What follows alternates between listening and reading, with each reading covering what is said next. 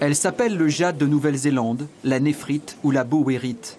Mais pour les Maoris, c'est avant tout leur pierre sacrée, le pounamu.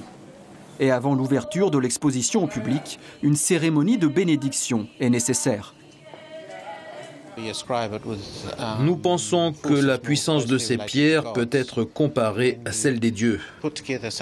Quand vous exposez beaucoup de ces pierres dans un même lieu, de l'autre côté du monde, vous devez faire une cérémonie de purification pour que les forces spirituelles du pounamu n'aient pas d'impact sur le public.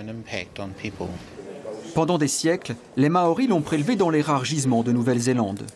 De cette pierre très dure à travailler, ils ont sorti une multitude d'objets, comme ces pendentifs recourbés dont l'extrémité servait à soulager les douleurs dentaires des enfants, ou ces eitiki qui se transmettaient de génération en génération.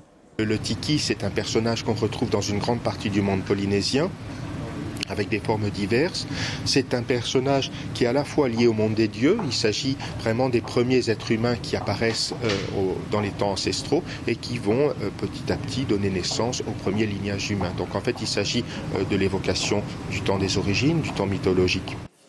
Les mérés sont de courtes armes, de redoutables massues, symbole de l'autorité des chefs.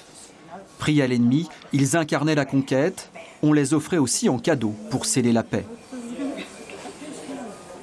Aujourd'hui, de nouvelles générations d'artistes continuent de travailler le pounamu.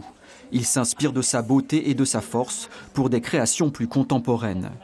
Cette pierre est devenue le symbole de l'identité nationale et de l'esprit néo-zélandais.